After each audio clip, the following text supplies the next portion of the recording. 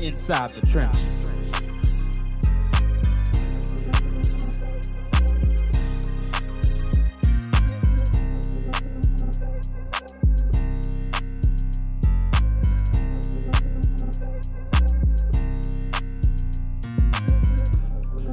Dentro de las trincheras.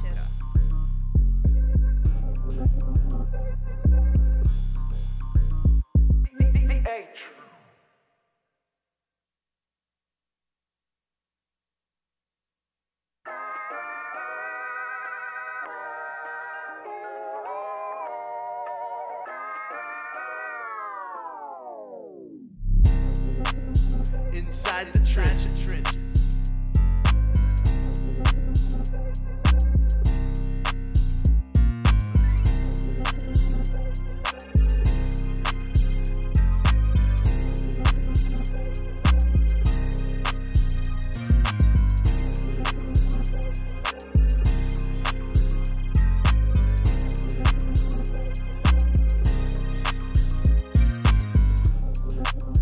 Inside the trenches.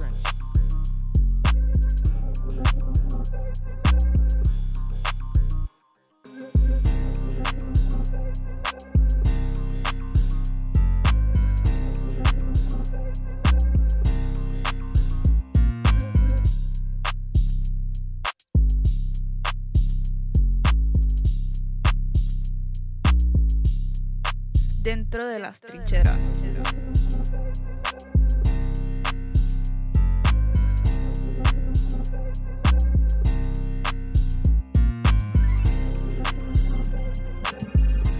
Well, hello, somebody. Go ahead and move your body. Welcome to Inside the Trenches. It's your host, Marlon, Big Fave Favorite. We're right here on ESPN Baton Rouge's live every week, 6:30 p.m. And doing what we do, talking a little sports and entertainment. We also are in beautiful New Orleans, Louisiana right now at Loyola Studios right here on St. Charles Street, right where everything happens, you know, carnival time, so on and so forth. I got my co-host with me. I got my man CL Nola in the building representing. You know, he's the coolest co-host south of the Dixie. We got little Chris. Yeah, we got little Chris in the building, you know what I'm saying? Little Chris came here fresh today. But we're going to, you know, this is like one of those times in the sports world where things are a bit slow. You know, everybody's waiting on the football season to get started. The draft's over. NBA's over, but there's still a lot of sports going on, and I really want to get started, y'all. And remember, y'all can follow all of us. Chris, I keep forgetting your Instagram. What's your Instagram again? All lowercase, LaChris 3K _. Look, Chris, y'all know how these youngsters do it. Look, Chris. CL, you are CL _Nola, huh? Yeah, if you're feeling vibrant. Dude, that funny. And we want to give a big shout out to Health Nut System. Y'all make sure y'all visit stillbody.org. Dr. Kendra does a wonderful job. She's actually going to join us sometime here either next week or the week after. Okay. She's going to hook us up with the summer meal. Right? You know, in the summer, y'all don't really want to eat the big burgers and the fried chicken. You go to sleep. It's 98 degrees in real life. You dig it? That's why Chris not even sweating with that jacket on, bro. That's how cool he is. Listen, but it's cold in these studios. Tell these people the truth, man. It's cold up in this studio. I ain't gonna tell you what floor we on. Yeah. For obvious reasons. But shouts out to Loyola, because every time we come up here, every time we're on St. Charles, the amenities and the conditions are just so top tier that you better dress warm. This is true. You better dress. And especially when you're a big guy like me, right? I got to kind of bend it up a little bit. But yeah, you can't sit next to me on the plane. Sure can. Let's look. Unless we first class. First class. Sponsors. We talking. Hey, you heard them. Yes, indeed. Y'all can follow me at BigFave504. But let's jump right into it, y'all. The WNBA is exciting to watch if you watch the games. We started to see a little bit of this with the NBA. Yeah. Getting a little rough in the playoffs, especially that New York and Indiana series. While we're in Indiana, though, right? Caitlin Clark. Miss Clark. Miss Clark. It is what it is. The attention that she brought to the WNBA, along with Angel Reese. These two young ladies have really had this league go from being, I don't want to say mediocre because, I mean, you got girls like A.J. Wilson. You know, my sisters played in this league, Simone Augustus, Sylvia Fowles, Hall of Famers. So they've played in the USA. Speaking of USA ballers, Flau'jae Johnson just had a double-double out there for the USA team. Nice. Got her gold medal, so big ups to her. You know, we do that at LSU. But, you know, let's be honest, since that draft, CL, it has gotten a lot more interesting with these young ladies. Not just them. Again, they brought attention to the real soup. They got other superstars, too. Absolutely. But, I mean, you can't take away their effect. With all due respect to the current and previous ladies of the WNBA, we understand that Miss Caitlin Clark and Miss Angel Reese did not recreate the wheel as they came into the WNBA. We're strictly talking about the attention that has been thrust upon the league since they have decided to enter. Knowing that they didn't have to enter, they could have stayed in college and collected more NIL deal money than they would as they are making pro money. Needless to say, these young ladies have brought a certain level of attention to the WNBA that is worth speaking of. Obvious, we're leading off the show, a show that is on ESPN Baton Rouge, about this subject in hand. So with that being said, congratulations to the ladies. And just to give you both sides of it, it is a positive thing because we know the revenue for the WNBA is not always where it could be, and the kind of back and forth, the drama, if you will, help sell tickets and put butts in seats. This is definitely true, my friend. This is true. It is. It's the effect. Y'all remember, I think I might have sent this to you when they got drafted. Caitlin Clark flew all her team out somewhere. I think they were going to like a preseason game or whatever in her private jet. That's when I know it was a level up thing. These girls are these are NIL babies. Like, For sure. These were the ladies to get the first wave of those big bucks coming through. So the access is there. Whereas, excuse me, whereas on the other end, Chris, these women, like I could say a Dejon Cardigan, I got a word fumble, Carrington. Monday. Boy, that Monday Fun Day, who this beautiful picture we see here, just go ahead and bop in Caitlin Clark. I mean, do you I don't want to use the word jealousy, but do you sense these women may feel a little bit privileged? To a certain extent, yes, because I mean I understand, like, nowadays more girls are making more money, like you said, staying in college, making NIL money than, being in the pros. And that's why Angel Reese stayed long, Flau'jae stayed long, and things of that nature, So I think they have a little bit of a right to be jealous, because, they're not making as much money as they would have if they was in college, if it existed back then. It's almost like roughing up, like, nah, we're going to let y'all go fill our pain. We had to really get it out the mud, and at the same token, it's not really a lot of money in the WNBA, so these ladies are coming in a little more established. Well, as me and Fave sit on this show on ESPN, and we've always talked about financial literacy, and it doesn't take a genius to realize that in today's world, the NIL babies are making more money in college than they are in the pros. And I know we spoke about a lot of young ladies on this show before. Shouts out to Miss Skylar Diggs. I just need her to know that she plays basketball and she's a reason to watch the WNBA. But at the same time, these ladies are making the money, but this is the generation has changed. Things have changed. Right. Today's player is making way more money than what Magic Johnson and Michael Jordan and Larry Bird was making. Yeah. You know, so Good point. things change. Time changes everything. Yes, Miss Clark has a private jet. Well, she's earned that. Absolutely. No matter if she earned it young or she earned it in the league, she's earned that. She brought her earnings to the WNBA. And I will never let the ladies of the WNBA feel some kind of way, but because of Miss Caitlin Clark, you guys are flying private now and not on I'm not gonna do that to any airline, not flying commercial. Or like we did with the New Orleans Voodoo with arena football on the buses. We took buses to Georgia. Miss Clark helped change that. They were still flying coach, if you will. And Paige Buckner and Angel Reese and you know, it's just these wave of superstars that I don't want to call them privileged, but I mean the rule changed 2021 with NIL, so they had that opportunity. If y'all just tuning in Inside the Trenches, we're talking a little WNBA. Just the other night, I want to see the game was against the Connecticut Suns. Y'all pardon me, I don't get a chance to watch the games like that. But Caitlin Clark you don't had got an elbow big time, and I think what I'm looking at right now was during the first round of the WNBA playoffs last year. I remember this play. This was and it was Carrington, DeJohnny Carrington had hit her with the boom. But the other night she was it was bad. Like I think she gonna miss a little time. Like she had like a growing strain.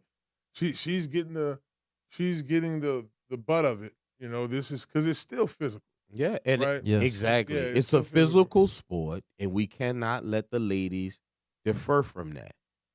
You can't say, hey, we want more money, but then at the same time, the physicality of the game creates a bigger buzz where you get more attention and you make more money. You can't have it both ways. So, sorry guys for jumping in there, but I just see the double-edged sword that the ladies are playing with. And baby, if you want more money, do more things. A coach told me you're more valuable with the more things you can do. Everybody can walk the red carpet and walk into the arena with their outfit on. It's what you actually do between the white lines that makes or break you as a league, as a profession, and as your fans and your viewers. Ladies, do more. Yeah, hey, listen, and they are like, especially this opportunity we have here. We're right in the midst. They were playing against the LA Sparks. There was 89-87. The Fever lost, and I mean it was brutal. It was like a WWE fight almost. Like they were out there getting it in. But MMA get paid a lot of money. hey, that's right. That is true. That is true. Do the most. They take on a Dream Friday. They play the Wings on Sunday. I think she's supposed to miss those few games. But Chris, I guess my question to you think the women are mentally ready for like the physicality and the national spotlight? So is this even young male players too? Like, the Pelicans just drafted some young players.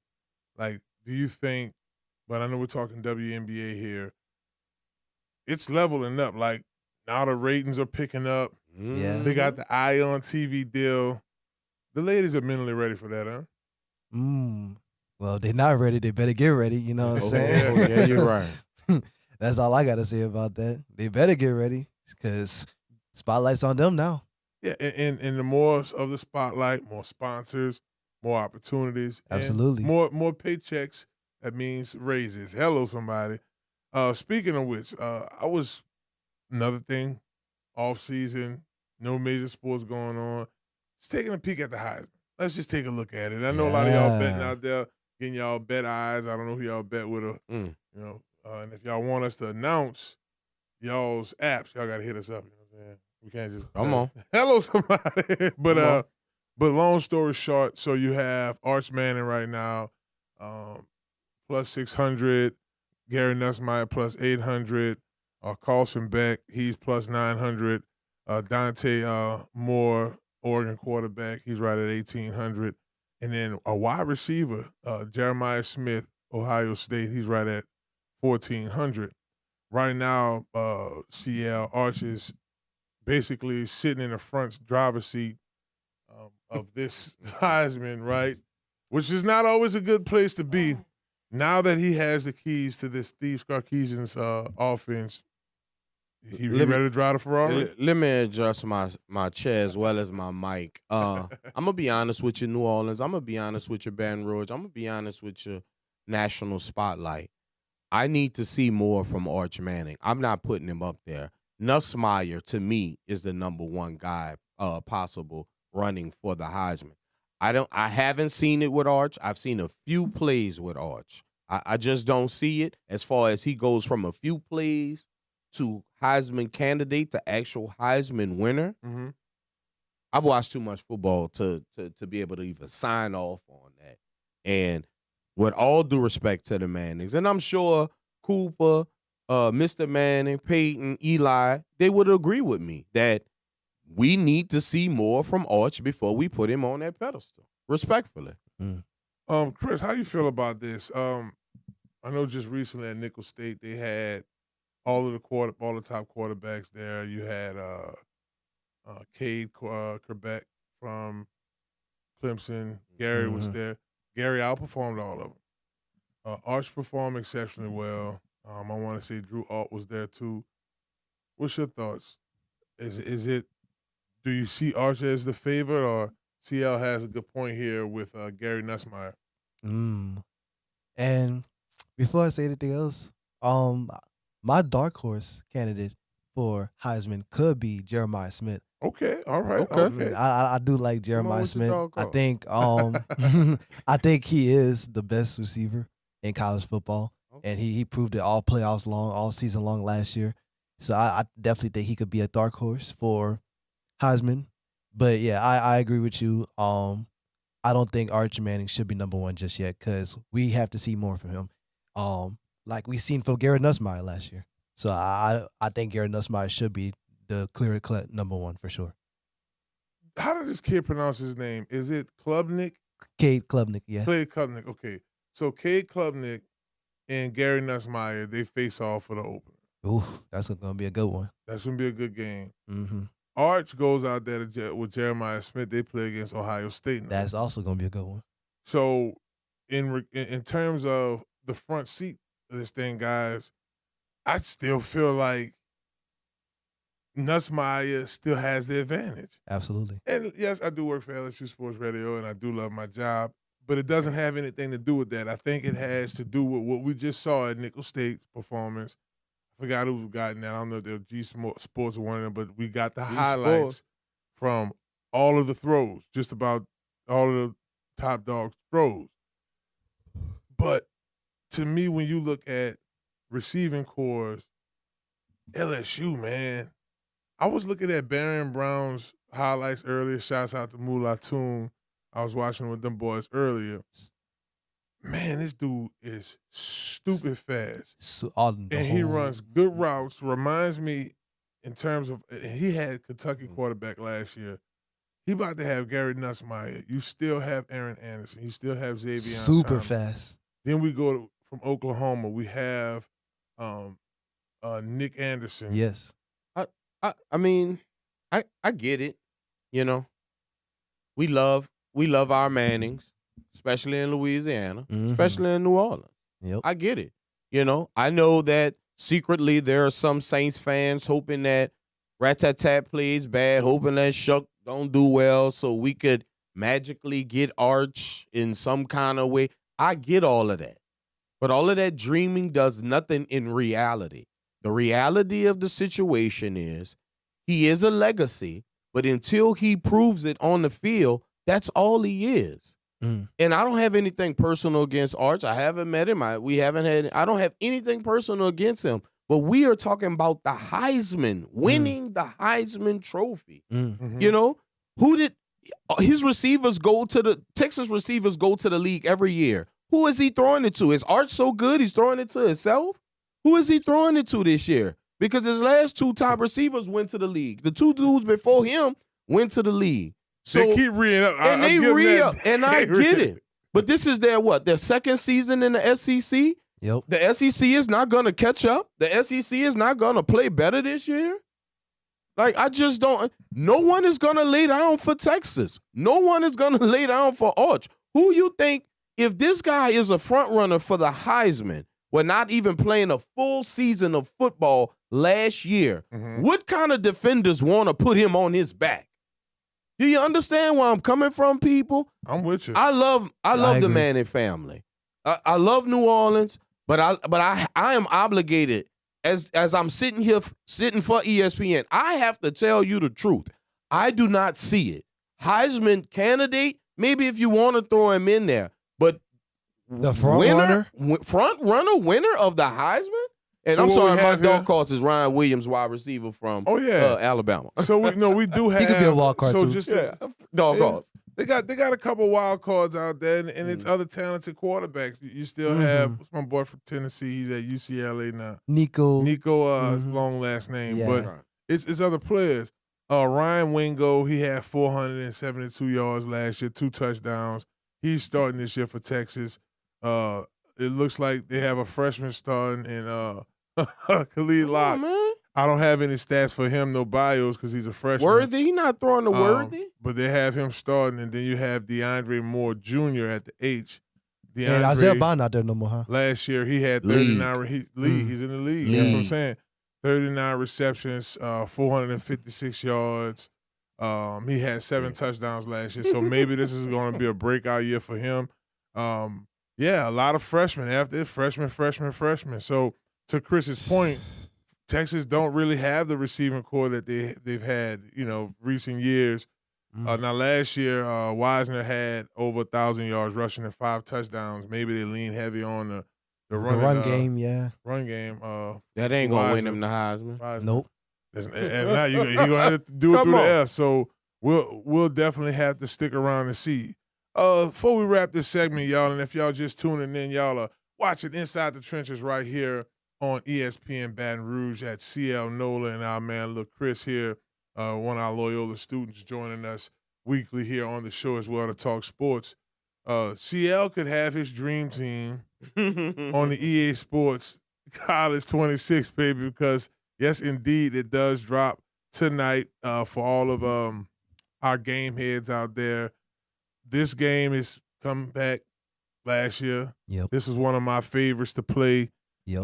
They supposed to have a couple of new features. Mm-hmm. The release info, the early edition, as we mentioned, is tonight. Worldwide launch is July 10th. PlayStation, Xbox.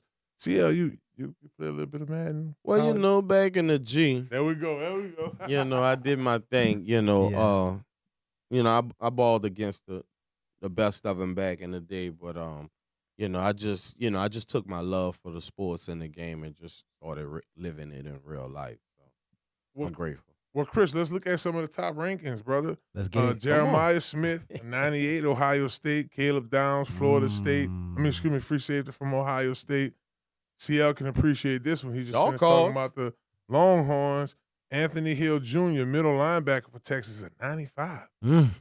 Let's keep going down this list. Win them the Heisman. A bunch of unprovens on that team. Some of the top At rankings. least on offense. I don't see any LSU player with something over a 94. No, we had the leak came out. We had a couple of 91s. Ashton Stamps. Yeah. Harold Perkins tied at 91. Nice, yeah. So I mean, they had some guys there. So you guys just made me realize something. Archer's starting left tackle plays for the New Orleans Saints right now. Melvin Banks Jr. Yeah, that's right. Who man? A bunch of unprovens on offense. Award. A bunch of unprovens. I believe in Sarkisian's plan, Of course. but you still have to have the players. Gotta have the players. Well, to kind of go back to the game, y'all. They said on the covers, Jeremiah Smith, Ryan Williams. Yeah. Yeah, y'all saying something here. Dog calls. But CL, okay. Dark horse. I didn't mention any of the Clemson players, so I just didn't want to give them any props.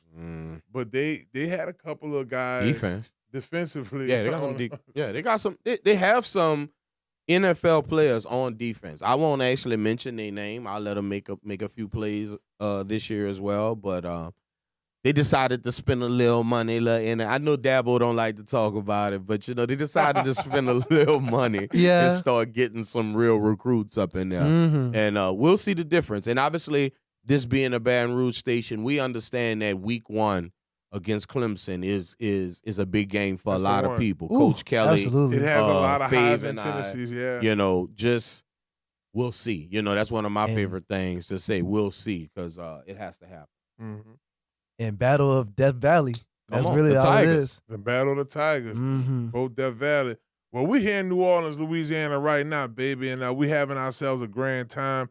Don't go nowhere. We're going to stick around with a little bit of college football, and then we're going to transition into the NFL, our next segment. Week 0 right around the corner, fellas, so we're going to look at some of those key matchups, look at a few of these teams, and stick around for fitness coach / former Tulane football player Avery Jenkins is going to come. I'm telling you, I got that Monday tongue twister, right? Is going to join us to talk about his local business here in New Orleans, fitness business. It's Inside the Trenches, baby, right here on ESPN Baton Rouge. Y'all don't go anywhere. We'll be back.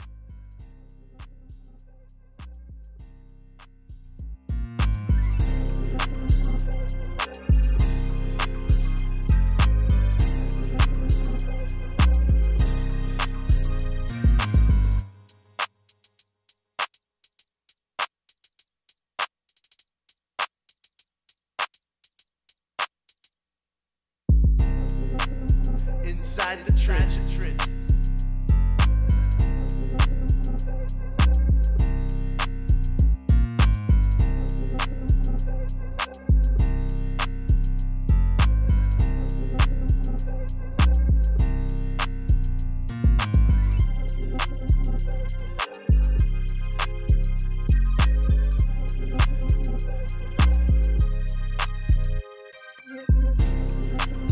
Inside the Trenches.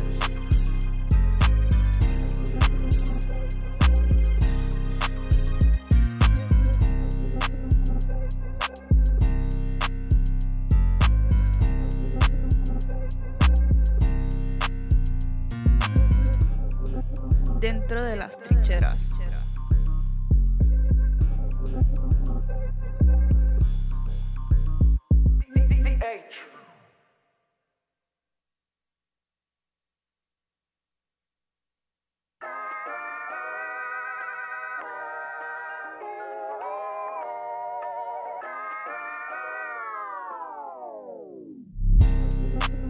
Inside the trenches.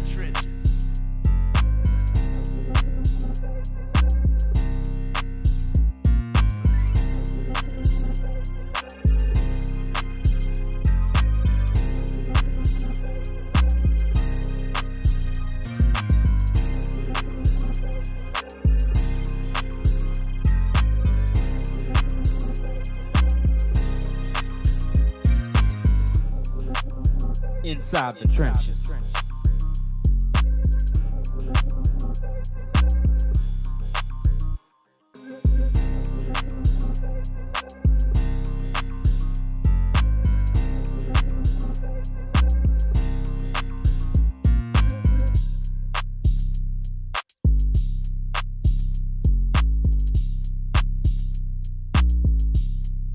Dentro de las trincheras.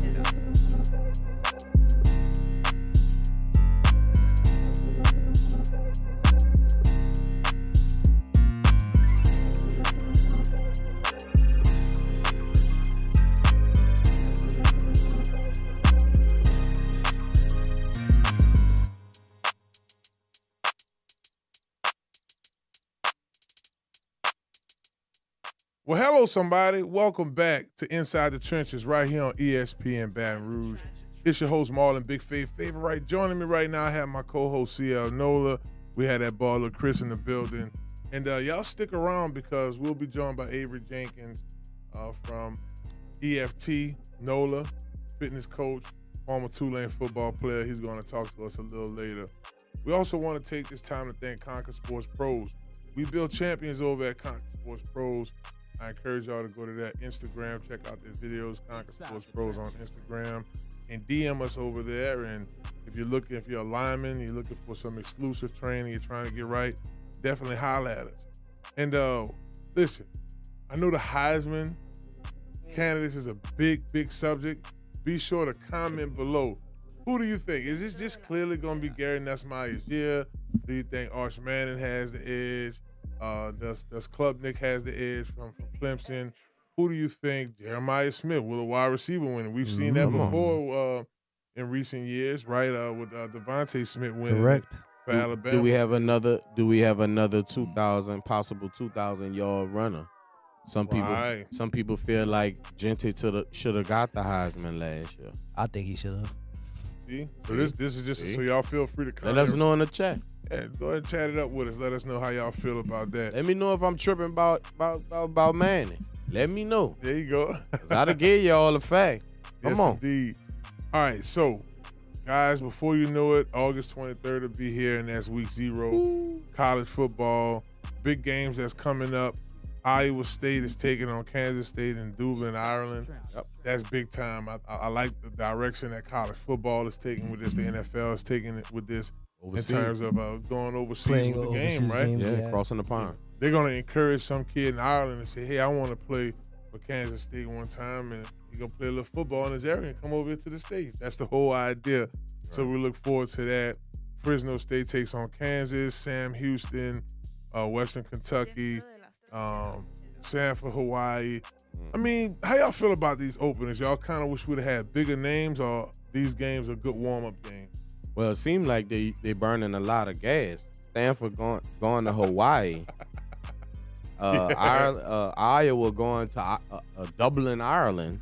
But no, I always feel some kind of way when it's the bigger schools that's in week 0 and it doesn't really mean something. So you're kind of giving them an advantage of continuity with their team more than a team that's not playing. So let's just say, just for the hell of it, let's just say Alabama gets a week 0 game, but LSU sits it out. That factors in later on into the season, regardless if we want to admit it or not. So I don't mind that it's lesser teams, if you will. I don't mind that it's not the Power 5 teams, because that would be some type of advantage if you look at it. Chris, I want to send the same question to you. You wish like you would at least see an SEC team, or like how you feel about the opening week 0? Oh, I agree. Because it does. I mean, well, it definitely didn't help Florida State last year when they played in the week 0. But more times than not, it does help a bigger school. Yeah, to gain an advantage over a bigger school that didn't play in the week 0 for sure. So that's a good point. Yeah. So it works in his advantage as well. All right, so all the action really kicks off heavy when you get to Friday. Let's see what games. I think Auburn and Baylor might be a pretty decent game. You know, there's fake news. Go ahead, get to it. Get to it. Go ahead, get to it, Coach. Oh, Thursday night? Yeah. Talk to us. See what they got Thursday night. I think all of us in football land, I think all of us at ESPN, we're chomping at the bit to see that Townsend versus Norfolk State. Okay. Talk to me now. This would be the first game of Michael Vick's coaching tenure at Norfolk State, and I think a lot of people with him or against him is wanting to see the outcome and what does it look like to see the legendary Michael Vick coach a college football team. And that's cool. And then, that's a FBF and an FCS matchup. So that alone is decent enough in my opinion. And look, it brings more lights to the HBCU schools too. You have a former player, which we've seen this, player coaches, Dion. We've seen this with Deshaun Jackson, who's going to be making his debut as well. So, and they actually play each other. Deshaun Jackson, and I believe Delaware State plays against Norfolk State at some point in time this year. So Vic versus Deshaun Jackson at some point in time. Of course, Mondays. I'm trying to tell you. This is their first head coaching job. So, like you said, the trend that Coach Prime and Eddie George, yeah. Ed Reed. You can even say Hugh Jackson. Hugh Jackson. Yep. You know, the vibe, the Monday. Yeah, that player coach, guys that either coached on the NFL level, either coach was a player. Trust me, dog. I was like that earlier. What's her name? Cargo? I couldn't think of nothing earlier. I was just out of it. Monday. Hey, I love it though. Y'all got this is award winning when you get, be up 6:30 p.m. and rolling. We're josing right now. We're having ourselves a good time. One game, we're gonna save that one. We're gonna talk about that one right away. So Chris, I'm still going down the schedule here. Tennessee, Syracuse, that may be a pretty interesting. So it gets started Saturday morning, 11 a.m. game kick off. That's one game I think sticks out like a sore thumb. Hey, Tulane, Northwestern. Northwestern State, Northwestern is at Tulane. That's an 11 o'clock game. That would be a pretty interesting game in my opinion. Right next door. Right next door, baby. Big game for the Green Wave. Let's see here, y'all. First year of Summer Raw, huh? Second year. Second year. Second This is second year. Second. Alabama, Florida State. That's a 2:30 game. Yep. I don't think the Marshall game, the Georgia game, that's whatever. That's probably why it's so early. Let me click on Georgia real quick just to see the sequence of their schedule. I know we don't have them, but yeah, Austin, PA. You see what I'm saying? Okay, then you play Tennessee, Alabama, Kentucky. You get into some. Georgia be having that straight path. They got Charlotte in November, Georgia Tech. Yeah, this is a very easy schedule. Oh yeah, it's an easy. I figured that when I saw that. I didn't get a chance again. Summertime brain. You feel me? And the one thing we know about week 0, it satisfies an urge for all of us. That one in week 1, my bad. Mm-hmm. But week 0 satisfies the urge for all of us. We all are ready for football. I don't care if it's the Bad News Bears against the little Giants that go out there. But I'm ready to see some heads crack. I'm ready to see some guys put it all on the line for what they believe in, what they've worked all off season for. So I think week 0 does at least one thing, quenches that unbelievable thirst for us to all see football again. I like that, Chris. When you think about, because this is what 4 years ago? No, 4 years ago they added week 0. Yeah, about 4 years. Did you like the incorporation of week 0 in college football just to kind of get it started? Because it's kind of still at midsummer, like kids just went back to school and boom, they got a college game this weekend type deal. Well, basically, I just view it like a preseason game in college football. That's basically what it is for real. And for the smaller schools, I would like that idea. But for the bigger schools, not really so much. That makes sense. Now look, y'all, the nighttime game is going to be good. We kick it off, LSU Clemson 6:30. That's gonna be a good one. Heisman Trophy, all kind of implications in that game. I'm in the storyline right away. Right away. We talked about Texas taking on Ohio State. But what time does that game start? That's not a cakewalk. That's not a cakewalk. That's what I'm saying. A like cakewalk. Arch got to show up. First game is against Ohio State. Okay. At the shoe. He got to bring it. At the shoe, 100, 103, 104,000? Now, this is the thing, though, CL. And this is, I don't want to say this is.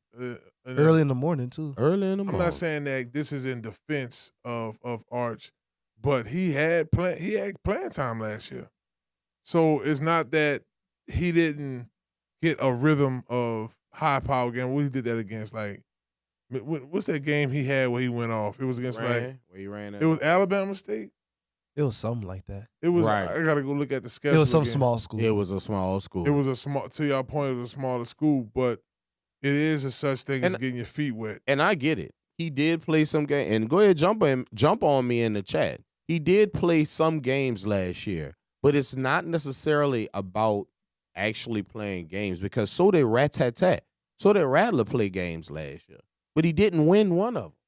You know, it was you can get experience. Two things could be true at the same time. You can get experience and you can also get bad experience at the same time. So I'm not jumping on Arch. I just for us here at ESPN, we like to live in reality. And the reality of the situation is he has a tough road to climb if you're talking about just breaking even, let alone winning the Heisman. That game is for 11 a.m. 11 a.m. against Ohio State. So What it's time an early breakfast game. for? Breakfast definitely gonna be for about 7:30, 8 o'clock. So, and that's pretty much if y'all look at that opening now. That Sunday you got South Carolina, Virginia Tech. That should be a good one. Notre Dame at Miami, 6:30 p.m. Sunday night. I like the sound of that one. That's my dog call. And then Monday night we got some Monday Night Football September 1st. North Carolina. Bill Belichick makes his debut against TCU. That's the Labor Day game. So let's talk about that. Bill Belichick makes his college football debut. Here's a man who his legacy in the NFL as a coach is almost untouched. The Patriots dynasty of the 2000s, Tom Brady, Belichick, the unstoppable force. But now, Coach Belichick saying, I'm going to go to North Carolina. CL, what's your thoughts about this, man? How you think Coach Belichick could do? I'm not really sure how Coach Belichick could do. I'm not really sure if he has the message that can reach today's athlete. What I am sure is that he is automatically one of the better minds in college football, because the one thing that you can't take away from Coach Belichick is that he knows football and that he is ready to pass on that knowledge of football if you're willing to accept it the way he's giving it. And I think that's the question for all of us. How will Coach Belichick translate his message to today's college youth? Mm. And not only he has a great football mind, like he is a great defensive coach. For sure. I'm probably one of the greatest defensive coaches in football history. For sure. And along with that, like if he can get an offense rolling, I think North Carolina could probably make some noise in the ACC along with a Clemson and along with a Miami and things like them. You know what I'm saying? Yeah, I mean, go ahead, my bad. Do they have the players? That would be the second question that I would have if I wasn't me, right? If I didn't already know the answer to this question. Mm-hmm. Do they have the players to compete in their conference, let alone make it to a playoffs? What is the expectation for Coach Belichick this year? Is it to be just a name to start getting the recruits? Is it to actually compete in their division? Is it actually to win the conference? Is it actually to get into the college playoff tournament? I'm not 100% sure, but the one thing we all know is everybody will be watching. So Gio Lopez's quarterback transferred over from South Alabama. He had a little over 2,500 yards, 66 completion ratio. Okay. Didn't make a lot of mistakes. He threw 5 interceptions. Athletic quarterback. Coach Belichick is probably going to use him in a dual way in terms of their running game. Davion Gauze. He had, out of 67 attempts, he had 320 yards, 4 touchdowns. Sophomore running back, Lil Planet. So, yeah, I mean, I get it, right, Chris? Coach Belichick, I was even blessed and fortunate enough to be on his practice squads. Legendary coach. Mm-hmm. Could he turn this team that in the ACC could be a low to mid-tier team into a top team? Like you could see North Carolina, this is probably unpopular opinion, you could see them like in the conference championship? I wouldn't necessarily say. I wish we could just see the camera. How we both turned and looked at you. I'm sorry. See, go ahead. Continue. You're good. But I wouldn't necessarily say they could be in the ACC championship, but they could be somewhere around that mid-tier team, around that area. Holla if you hear me. If y'all just tuning in, we're talking about Coach Belichick being at North Carolina. This is a big stage for him. This is a Monday night Labor Day game. Nothing else is going to be on. NFL games are going to be the next week, right? Yep. So everybody's going to be watching. So it's Coach Belichick, so it automatically gives you that NFL feel. But Monday night give you that NFL feel. Ooh, tough deal, right? Okay, so let's kind of look at some of the big games, right? We say LSU Clemson. We talk about those matchups. We have 2 Clemson, some people probably give them the edge at D-line. I think I just saw Dominique McKinley, like, power clean 390. That was pretty cool, damn near 400 pounds. So big boy ready to, throw them bowls in the trenches. But Chris, Chris, my question for you, can LSU's receiving core really, I'm not saying that they're going to be Justin Jefferson and Jamar Chase, nor Brian Thomas, Malik Neighbors, but do you think that this receiving core with all these able bodies, those teams didn't have this many superstar receivers, could match up to that 2019 receiving core? I think they could put up very close production to that. I wouldn't say exactly to that, but I think they could be very close with all the receiving talent that they have on that team. What'd you say, Chris? Oh, I'm just waiting for the camera to flip to me, baby. Pose for the camera now. Click. New Orleans.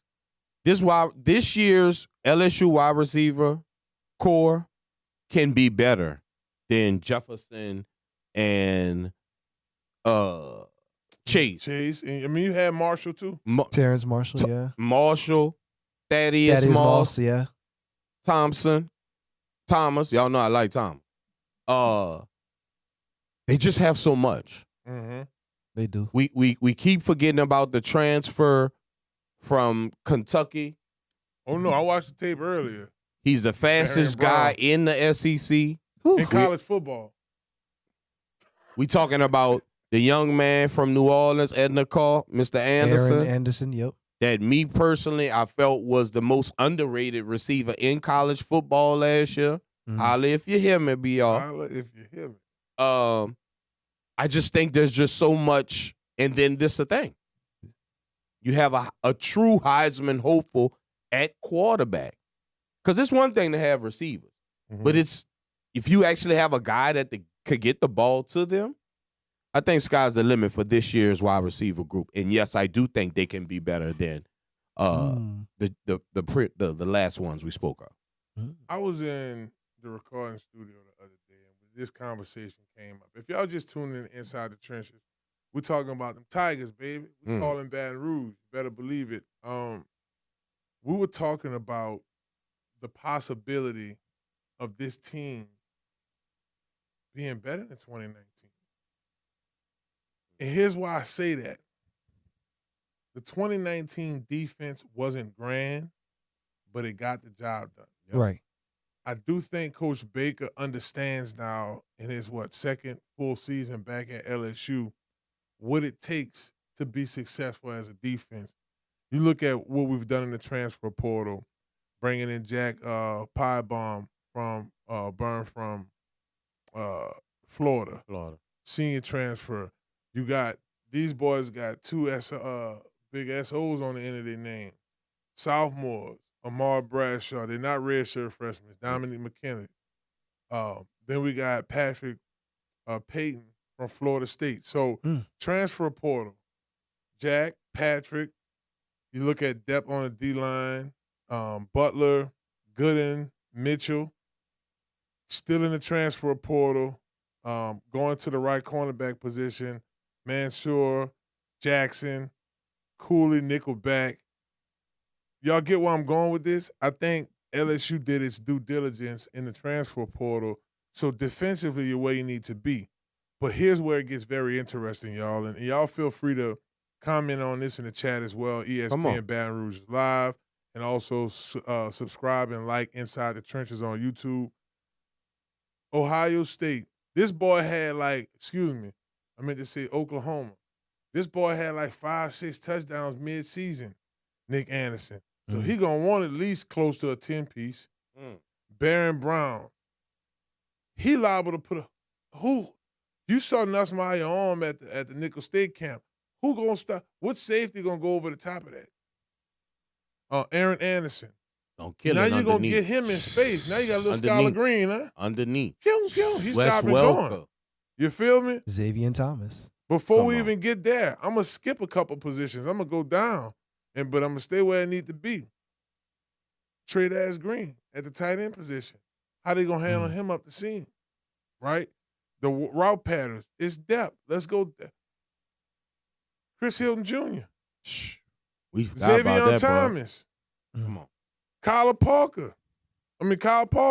Sky's the limit. Sky's the limit. Hold on. Y'all like the receiver from Edna Call last year?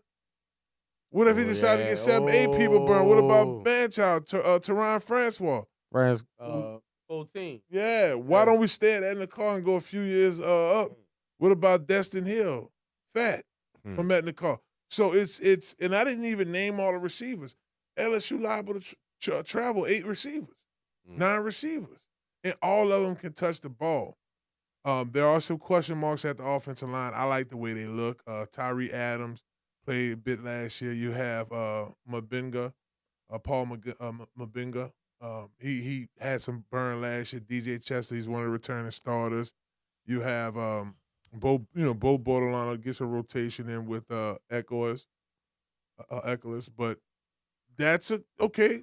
It's a question mark. You got Weston Davis. He had some playing time. Okay, it's a question mark, but I trust Brad Davis, CL.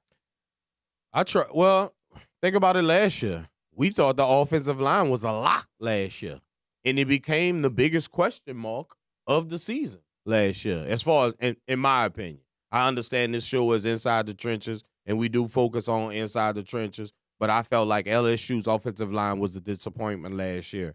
The 2 bookends have gone on to the pros. You have a new set of offensive linemen. So I believe the expectation for the offensive line is lower. So I guess their performance should be higher. Thank you. There you go. Come on, brothers. Come on. I'm with that. And like I say, Tyree Adams, he's super athletic, you know. I see Christian Stamps getting all them boys over there working out with him too. So I mean, you have, in my opinion, this team is stacked. Like when you look at this LSU team, you think stacked. You got Ashton Stamps returning as a starter. You got the Weak brothers. We got like 3 Weak brothers over there. It's crazy. Number 4 back. You know, Harold Perkins back, and I think this year we're going to see a different Harold Perkins.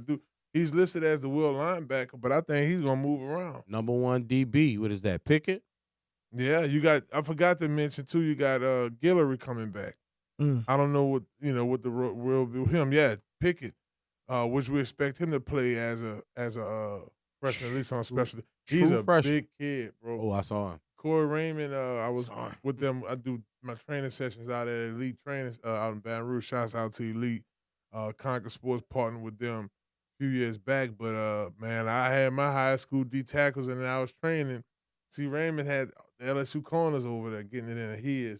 He's big. He's like a tight end. Yeah. Like he's a big cornerback. They say he checks all the boxes physically. Definitely. You got Michael Turner Jr. Me and Ryan Brooks worked with him. I spoke about him to Coach Raymond. He was smiling from ear to ear. Speed once again. We talk about the speed on the offensive side of the ball. That run a low 4.3. So it's just, y'all, I'm excited about this LSU game. We got so tied up with LSU. We didn't share about everybody else a little love.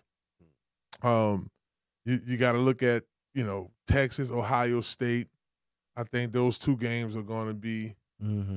I do appreciate how we have games that matter so early. Yeah. Right? And then you got who Texas A&M playing at the opener. Just had it on my deal. While we pulling that information up, when I look around the SEC, Chris, I look at Texas A&M. I look at Texas. I do look at Alabama, and I look at Georgia. I don't think Ole Miss is going to be able to do what they did last year either. Yeah, I think they've lost. Dart is gone. Yep. The running back that had transferred last year to Ohio State, Jenkins. Yep. Number 4, he's gone. And a few episodes ago, my dark horse in the SEC was Texas A&M, running that dual quarterback situation. Because I don't think people understand when you run the football, you do more than just run the football. You run the football with attitude. You run the football and it helps the defense. Right. You run the football and it wears down the opposing defense. Yep. When you run the football, you help out your quarterback in play action. So I tell you all of this so you realize that the formula of winning football, i.e., damn Eagles won the championship with a 2,000-yard runner. Mm-hmm. Jalen Hurts only throws the ball 12, 13 times in the Right. Super Bowl. Right. You know? So you realize the recipe of winning football is running the football. And with whoever your quarterback is, it helps them tremendously. It helps your defense tremendously. So that's why my dark horse for the SEC was Texas A&M. But as I cliche-ishly say, we'll see. Well, it is Inside the Trenches, baby, and we just cooking it up. Y'all make sure y'all stick around. We'll be joined by Avery Jenkins of ETF. EFT, I hope I say that right. Well, I'm telling you, Monday Brain, baby, well, it's Fitness Nola. He's going to be joining us here, so y'all stick around. He's going to talk to us about some fitness tips, tell us when they have their morning classes. It's for my New Orleans people, you heard me? Straight up. And again, we appreciate y'all for tuning in with us and joining the show. And feel free, again, to like and subscribe to ESPN Baton Rouge's page. And then don't click over there for the exclusive shorts, going over to Inside the Trenches with Marlon Favorite on YouTube. Well, y'all don't go anywhere. We'll be joined by Avery Jenkins here shortly.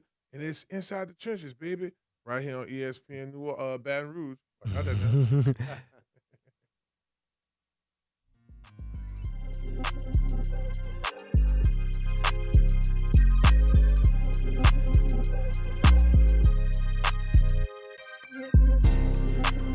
Inside the Trenches.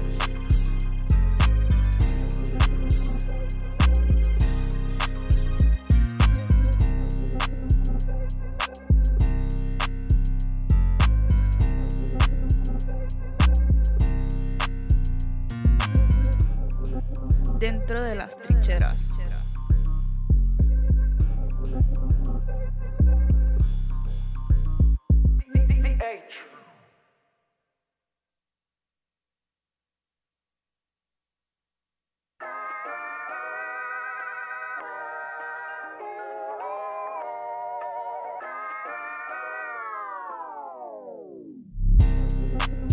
Inside the trenches.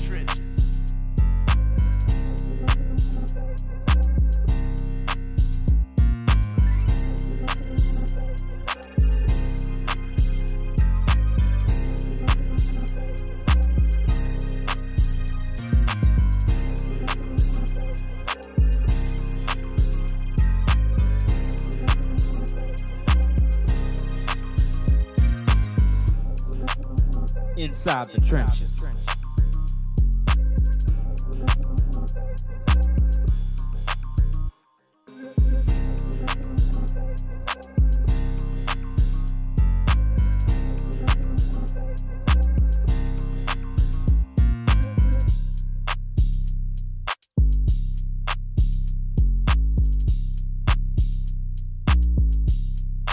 Dentro de las trincheras.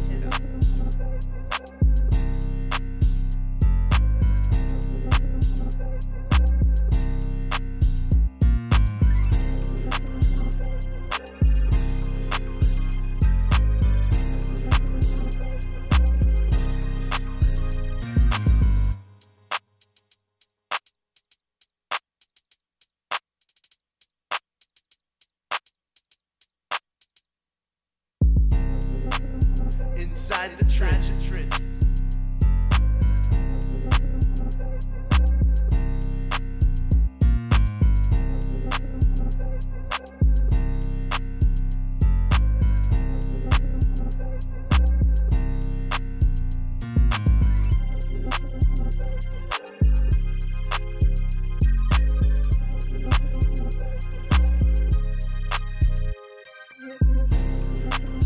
Inside the Trenches.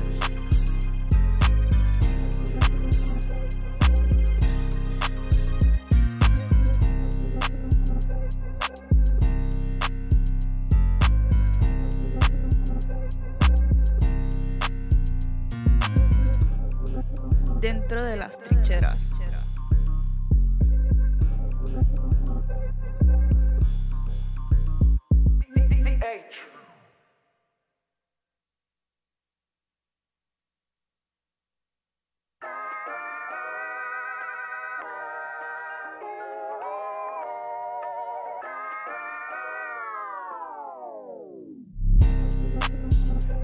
Inside the trenches.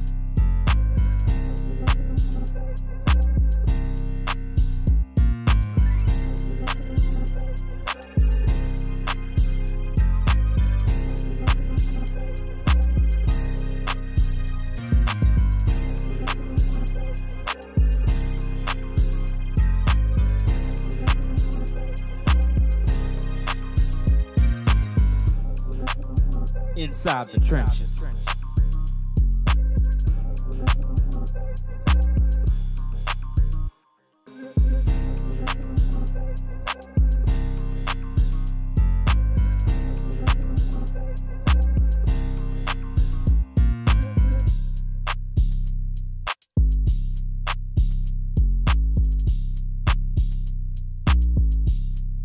Dentro de las trincheras.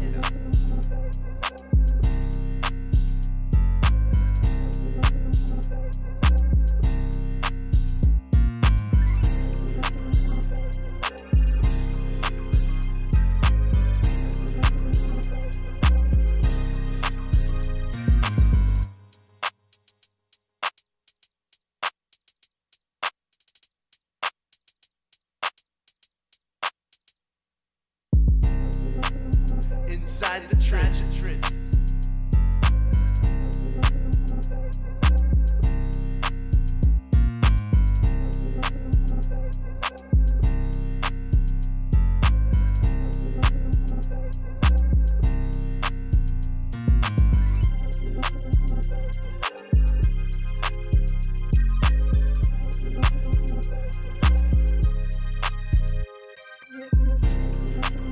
Inside the trenches. Well, welcome back, beautiful people. It's Inside the Trenches. It's your host, Marlon, Big Favorite. I'm here with my man, CL Nola. Oh, yeah. And we having ourselves a good time, boy. We had a heated debate over Archman. I definitely want to talk to that about this panel we have right here. But our next guest, I've been knowing this man here for the last few years. Actually trained with me with Conquer Sports, getting ready for the pros. Played defensive tackle at Tulane, graduated from Tulane. Is the founder of Elite Fitness Training right here in the New Orleans area. Circuits, community, complete wellness, cardio strength, workout is designed to evaluate your fitness on the elite level. Y'all make sure y'all visit them at 8117 Orlanders Street right here in the heart of the city. Our next guest is none other than my man, Avery Jenkins. Thank you, Avery, for coming on the show, brother. Thank you, brother. Appreciate it, bro. Appreciate it. Thank y'all for having me here, man. Hey, me and Fave, we go back. Probably like 2-3 years. Yeah, I think 2022, like around 2022, something like that. We got a kind of like a little family thing going on. So basically, my old lady, my wife, actually. Let me get that correct. Hello, somebody. My wife, her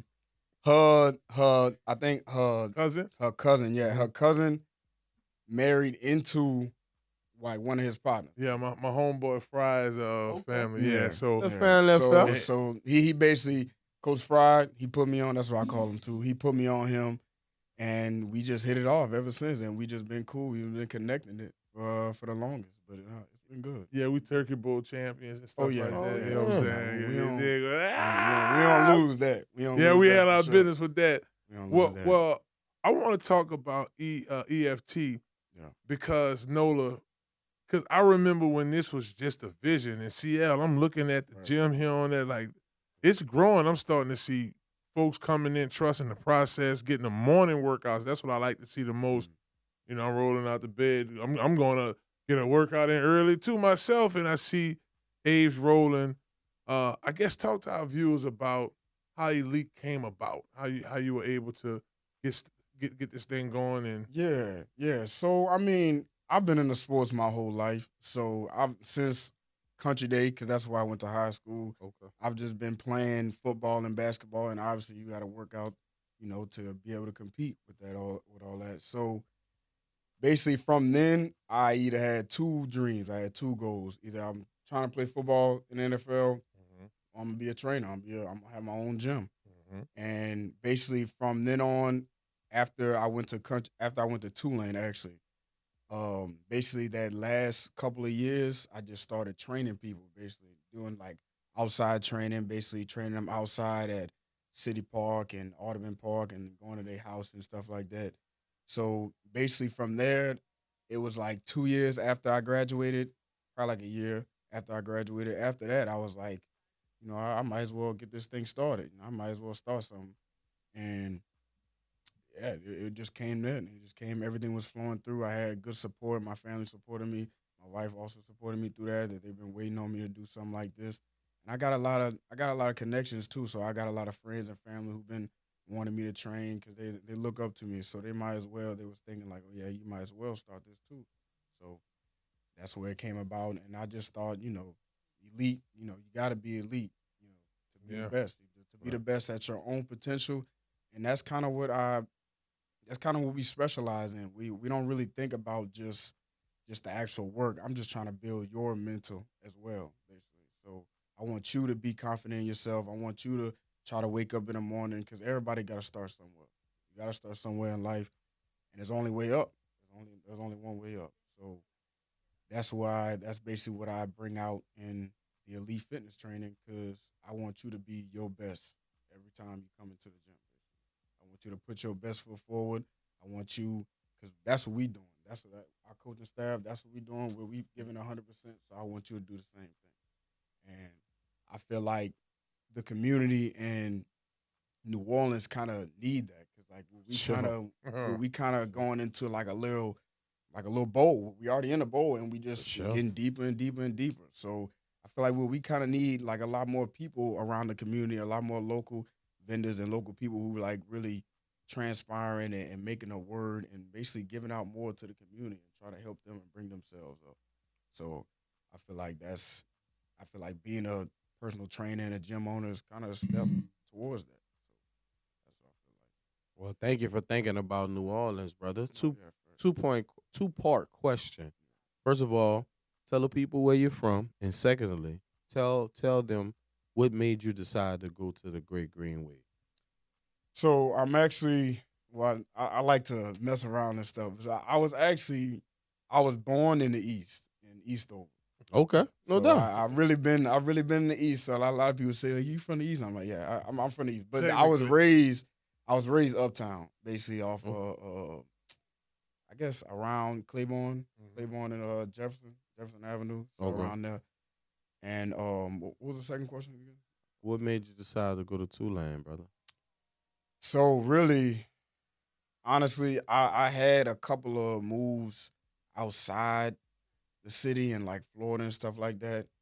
But I kind of wanted to be home, but I know my family kind of wanted me to be, you know, they wanted me to stay home. So because I am the oldest brother, so Okay. I'm kind of like the head and stuff like that. So Yeah. they kind of look up to me as like the man of the household. I do have a stepdad. My pops was with us when we were younger. He had went to jail and stuff like that. So it was just my mom, single mom, 2 kids. You already know how that goes.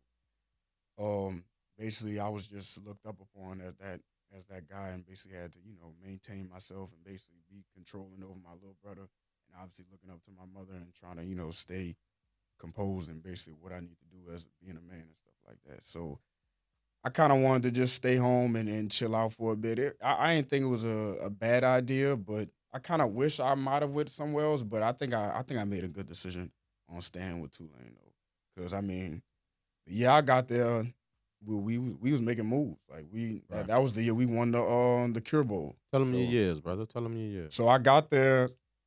In 2017. So I was a preferred walk on from Country Day. Okay. And so I got there in 2017. So I had to take a a little mini break before I can actually get on the team first. So I really got on there like January 2018. So then I was there till 2021, 2022. So I was with all the guys. I got a lot of friends who's in the league right now. Basically, one of them, Cam Sample, he played for the Bengals. Moody, what was his name? Not Yeah, the wide receiver. receiver. Wide receiver. Yeah. Yeah. Good friends with him. Yeah, he real close. Played for that team I'm not gonna mention. Nah. He was in He should have Chicago. stayed in He went there. Chicago. Yeah, no, he definitely should have stayed in Chicago. definitely. I don't like that he went there, but hey, you know. And he Money. balling too. Oh, yeah, Shouts yeah, out yeah. to the Yeah, no, Playboy because he definitely. be balling for him. Yeah, He for sure. did for his sure. thing. If y'all just tuned in to Inside Trenches, we're joined by the owner of Elite Fitness Trainer. Definitely, my man Avery Jenkins. Make sure y'all follow Elite Fitness Training at EFT Nola on Instagram. Look, very transparent. You go to the page, you see the folks getting their workout, small group, private training sessions, etc. So for the novice person that's just looking to get in shape, looking to join a fitness club here locally, what's the process like for them? How they can sign up and get with you? So really, they can obviously just slide through the DMs, or they can book through MindBody, which is like a fitness app, or like ClassPass, or they can go on the website and book a class. It's still EFT-NOLA.com. They can either go out of either of those three options, basically. So walk us through like a workout day for the person getting there. So you get there, I'm assuming they got lockers. Like, what's a fitness day like? So we got like a little kiosk where they can set up all their stuff. Where we got basically bathrooms and like a shower room, so you can put your stuff in there. And I mean, we really specialize in like hit circuit training. So it's like we basically gaining muscle and burning fat at the same time. So basically, I guess you could say it's high intense cardio, but it's like so many circuits, and then you gotta repeat the circuit for 3 sessions or 4 sets or however long we want to choose. And what's in the gym? So we have a treadmill, we got TRXs, and we got squat racks, we got bikes and stuff like that. We got dumbbells. So we got basically everything a person would need. I start from the beginner level all the way to the intermediate. So I keep on saying this, that anybody could really do this, because I got like I guess she's like 87 years old lady.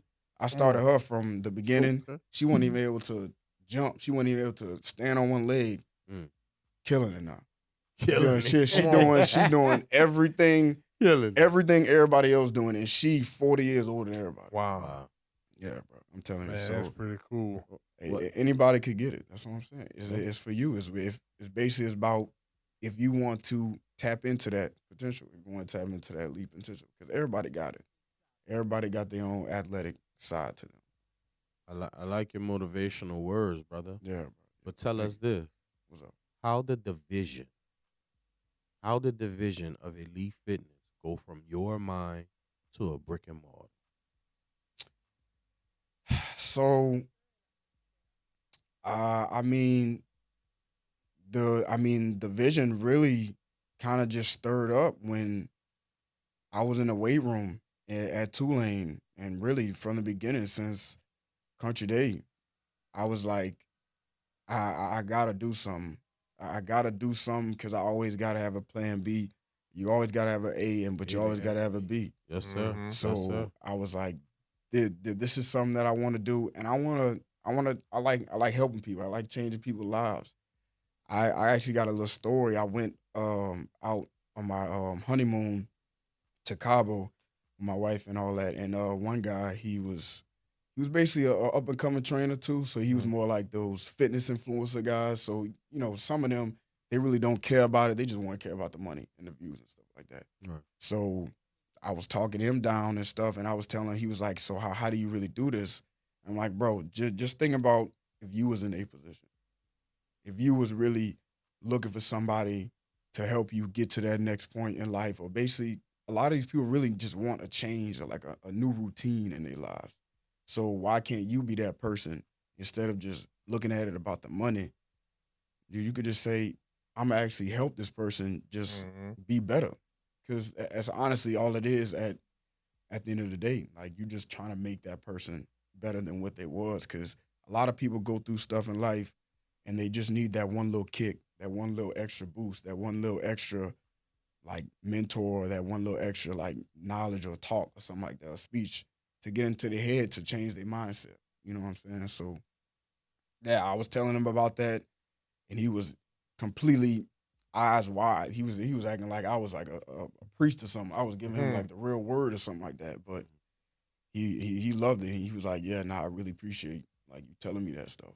Cause like, but yeah, no, that's what I really care about. I don't really care about the views. I don't really care about the followers. I just want to help the next person.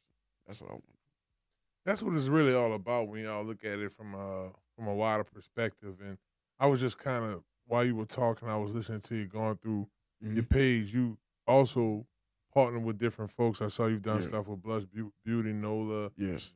So I guess talk to us about your community outreach, like the different businesses you work with through the fitness center. Yeah, so we're actually collabed with them, kind of in the same building. So basically, it's kind of like a wellness center. Okay.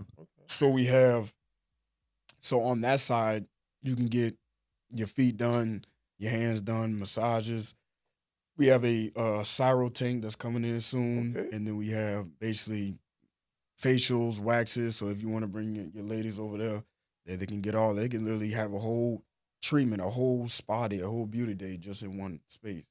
So we kind of like to cross promote that too, because a lot of people don't really just expect they just expect just to come work out or just come get a nails done, but they don't. A lot of people when they come through our business, they don't even know that there's a gym back there.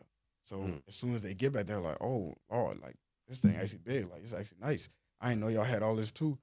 So yeah, that's kind of like one of the advantages I guess we would have, because we kind of have that beauty side, and then we got the athletic side, then we got the fitness side. So I be trying to at least combine those two and like put them both out together, because you can, I guess, get more attention to more people, so get more awareness too for that. But yeah, nah, I think that actually started a lot earlier than my side. Yeah, the fitness side. That was actually my mom's who had started that. She had started that probably like I think 5 years ago. But then she had cut it off for a bit, and then she had brought it back up as soon as I brought mine up. But yeah, that's pretty dope. Yeah. It is an amazing story, brother. Yeah, appreciate it. I understand that we all dealing with a little essence fatigue. Boy. Hey, I won't even begin to begin. You know. Yeah. What's your vision for Elite Fitness in 25? What you got going on? What you trying to get done in 25, brother? So what I'm really trying to get done is really a little bit more awareness, but I'm also trying to at least, I mean, obviously on like the sub part, like just open like a little merchandise and basically stuff like that, basically like apparel and stuff. Okay. Yeah, so I'm trying to bring that out some. I'm trying to partner with more people. I had to collab with one of the I don't know if you guys know them. They like called Nola runs or Soul something like Soul runs or something like that. I think they do it at City Park. Yeah. So I've been them. nah, hey, nah. It's early. Hey, no, they be early too. Yeah, they early, they baby. be They early. That's funny. But yeah, nah. Just partner with them, and basically my whole motive is just to partner with more of the local businesses, and basically trying to get more of a awareness towards me, and then obviously, just trying to make a cross promotion, collab with them, do a little something. But as of right now, it's just basically partnering with them with the local businesses as of this year. Yeah, I see y'all got a couple moving pieces going, Ave. We were talking about mental health earlier on the show and how important it is. Yeah, man. I see y'all have that side too. Y'all do yogas and Pilates over there as well. Yeah. Outside. One-stop So I guess shop. talk to our viewers about, the attendance with yoga. This video I just saw looked like they had a good bit of people out there. Yeah. So I also do yoga at my gym, but I also partnered with this other guy who, like, I guess he's like he's like an event planner kind of deal, but he wanted me to come basically do what I do over there to them. And we actually was really up and running for like at least 2-3 months, and we had brought a lot of attention. So I just think that having that mental clarity with everything is significant. So basically, when you got the mindset right, everything will just flow right after that. So that's why I started to implement the yoga side and not just the hard lifting and fast cardio and stuff like that. Like I basically, like I was saying before, like I want you to be mentally prepared to basically make those next moves that you are trying to make. Because a lot of people have whatever that they're going through, and sometimes they just need to relax. They just need to just breathe. Right. You know what I'm saying? So I feel like that's just a natural important or natural significance thing to do in life, really. Just to sometimes, because like a lot of things is just too fast. Like sometimes you just gotta just chill, just relax, think it through, and basically that is also the fountain of youth, not just the actual fitness, Right. the stretching of the body and stuff like that. Because you sitting down, a lot of people. Because I target more like the working class people, so like 27 and to like 45 or something like that, and people with kids, so they always stressing and stuff like that, or they always dealing with whatever work problems. So I try to tangle that out, stretch that out a little bit, basically have them feeling okay and feeling okay about themselves. Because once your body's relaxed and once you're actually tapping into basically releasing all those negative toxins and then bad stress and stuff like that, like I said before, everything will just flow easy. Yeah, I think all of us, even in the earshot of my voice, all of us have been taught that football is 90% mental, 10% physical. And when we apply that to our lives, we realize how important the mental aspect of what we do is. And with that being said, I'm sure you have great memories of playing at Tulane. Do you have any standout memories at Tulane? So I had a couple of memories. I had a couple of a good here and there's, but I played a little bit, but it wasn't like anything crazy though. Like I had a couple little home games, a couple little tackles here, a couple little tackles here, but I was really just I was kind of just pushed into a role playing. Yeah. But like I'm saying, like I'm not tripping on that. You know what I'm saying? Well, Like, it didn't have to be football. No, that's what I'm saying. So Yeah, I mean, I love the game. So right. So do I. As long as I'm playing, as long as I'm doing something to help the team out, I was cool with it. And a Tulane degree is bear claw. Yeah. You know what I'm saying? So Yeah, that's huge too. No, yeah. Loyola degree too. You know what I'm saying? These brother sister schools roll. Yeah.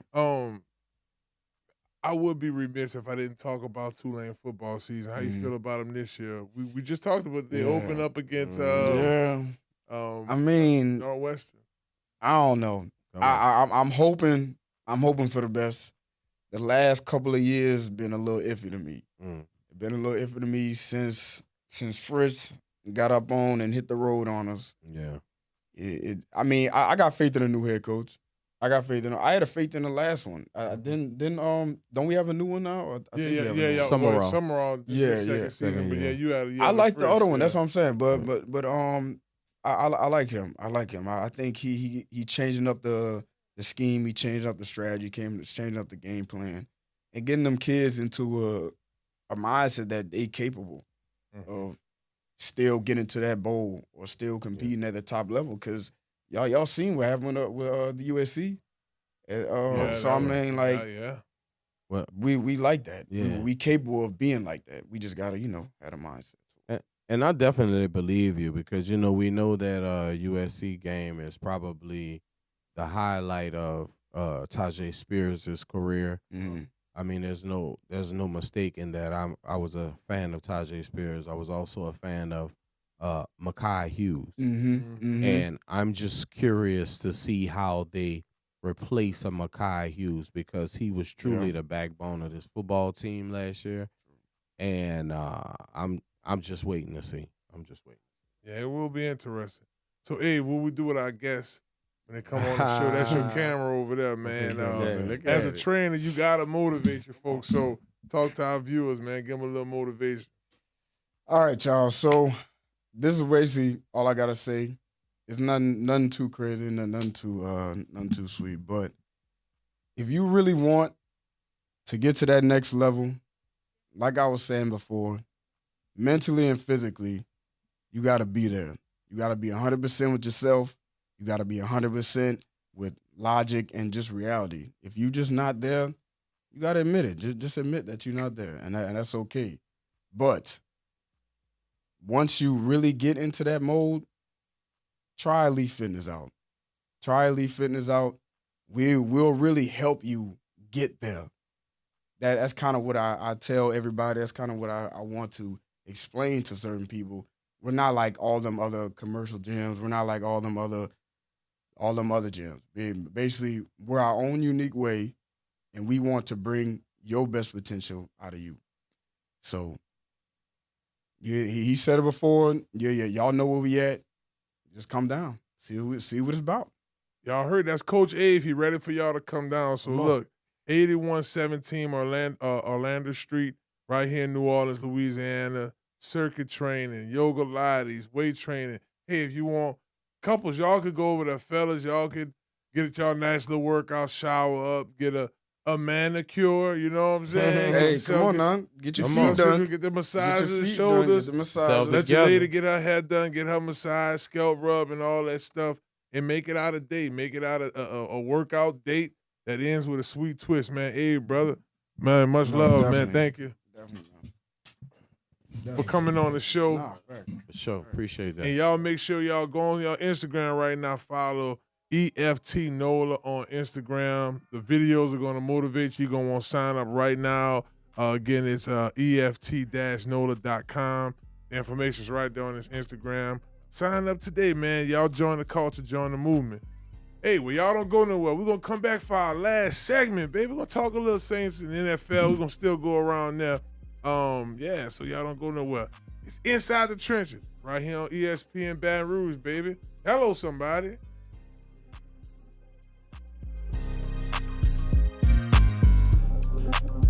Inside the Trenches.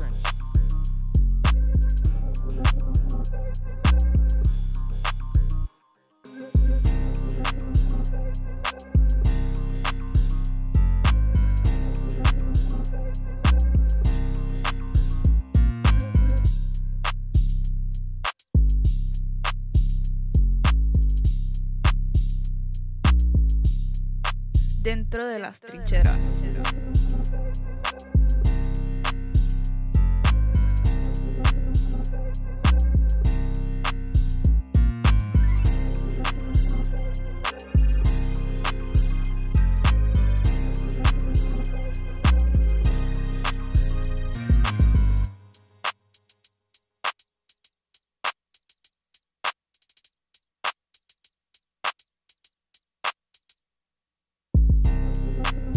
Inside the trenches.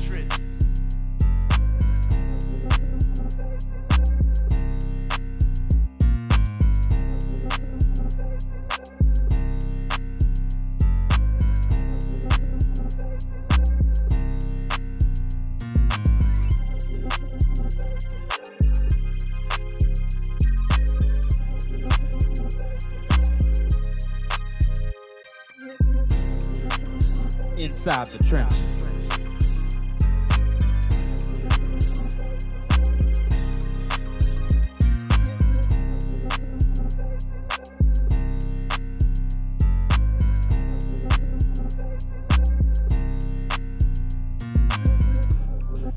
Dentro de las trincheras.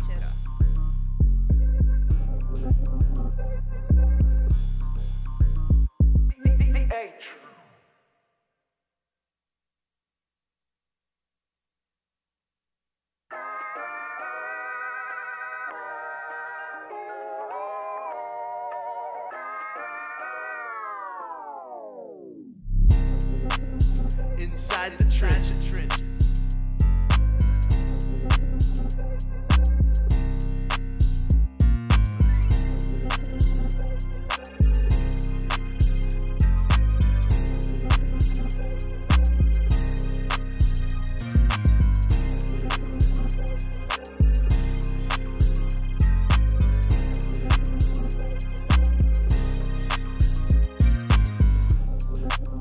Inside the trenches.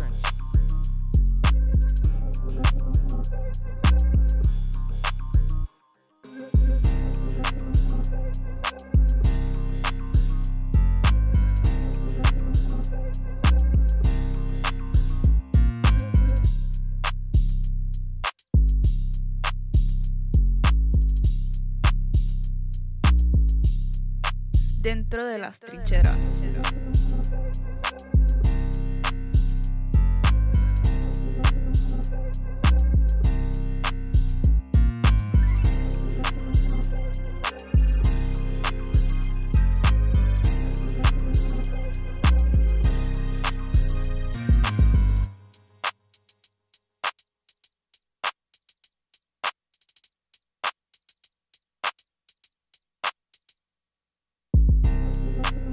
Inside the trenches.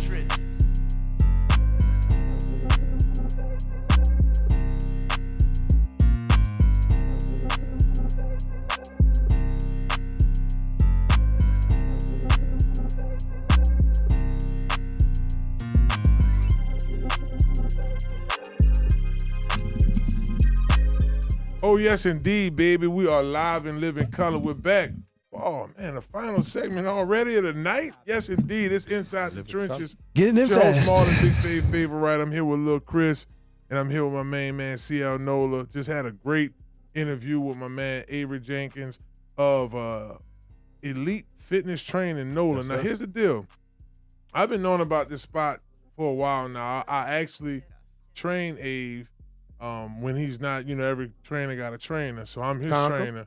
Yeah, Conquer trainer. He's a Conquer guy. Okay. So the cool thing about this is he was telling me about this and describing the place, but I didn't realize the yoga Pilates. I didn't realize the esthetician.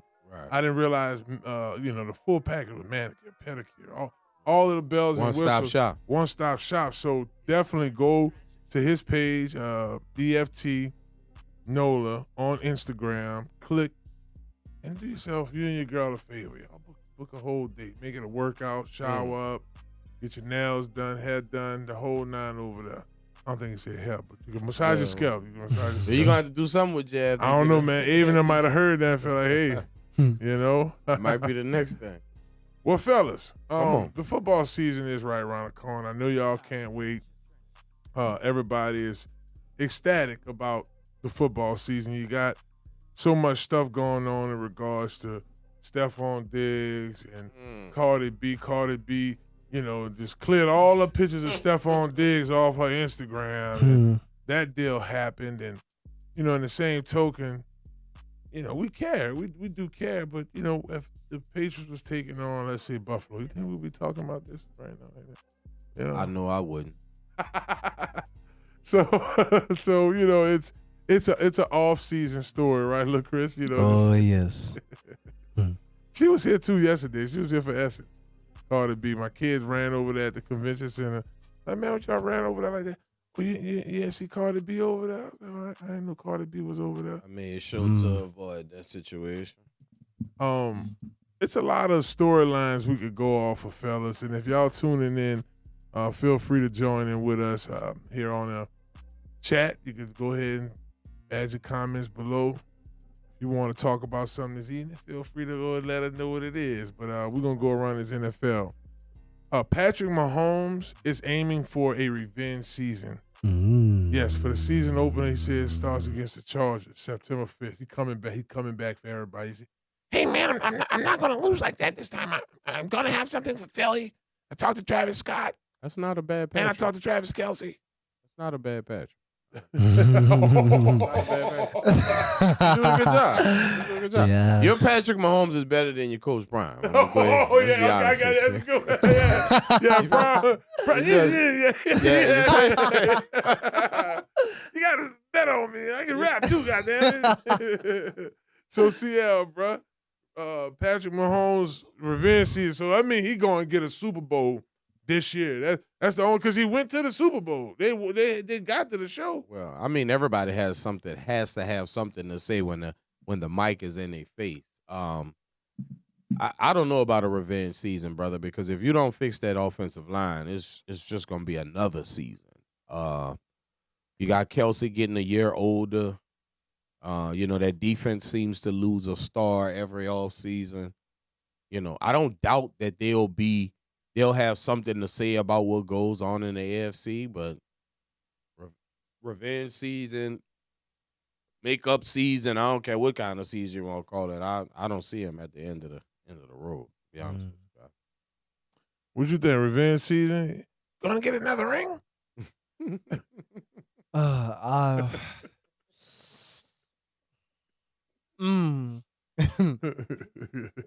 It's it's Patrick Mahomes, it's Andy Reid. They're gonna always win the division. They always gonna win the AFC West for sure. Broncos better this year.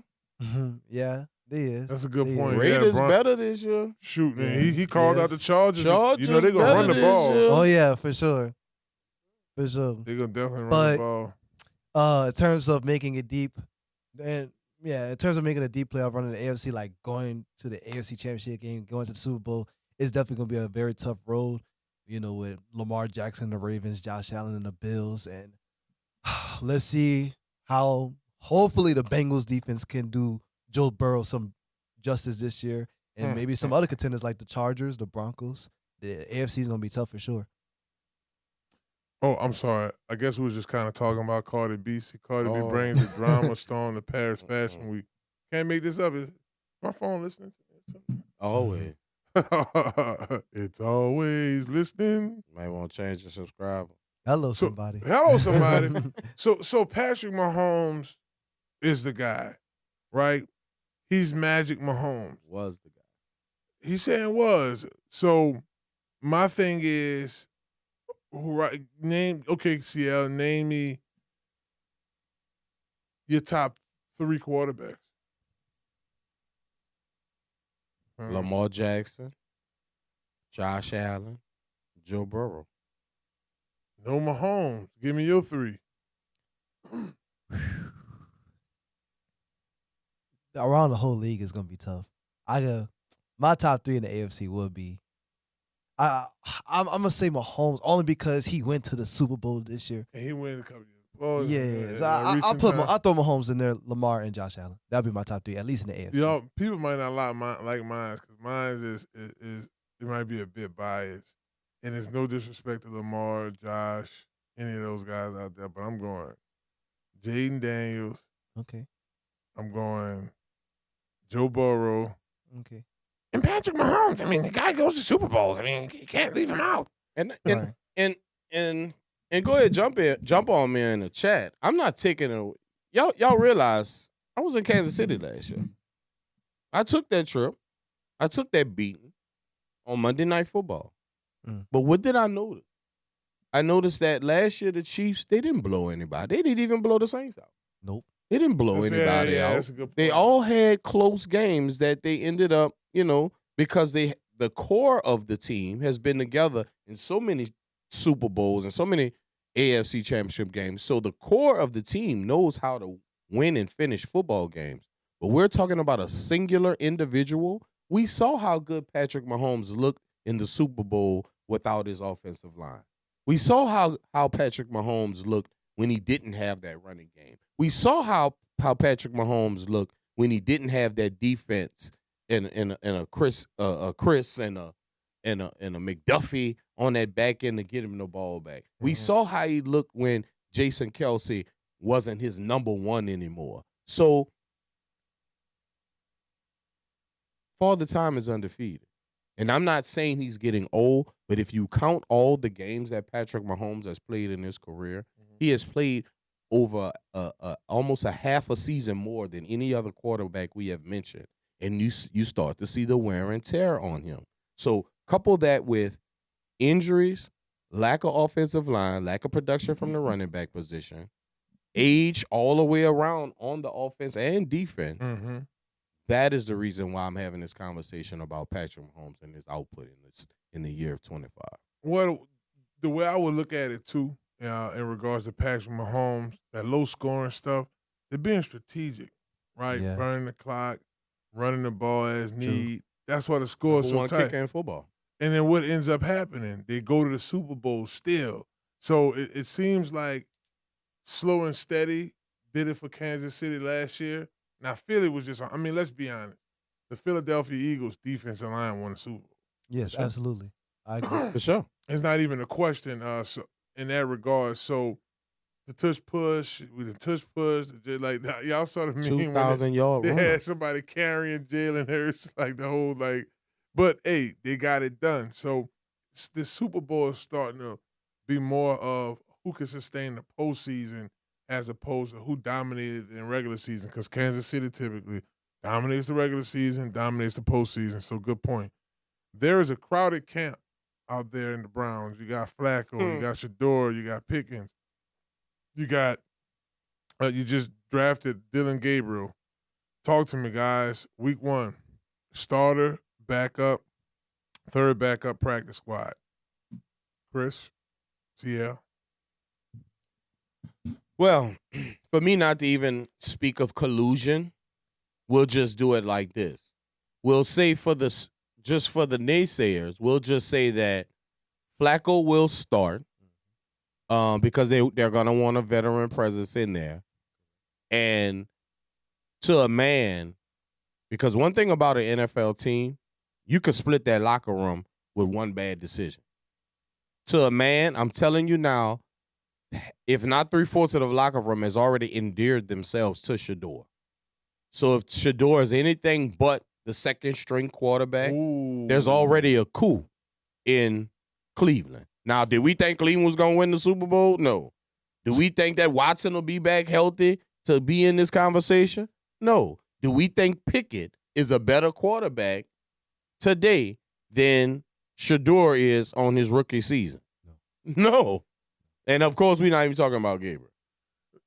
In that conversation with them, kind of the Gabriel conversation kind of went a little low during the OTAs.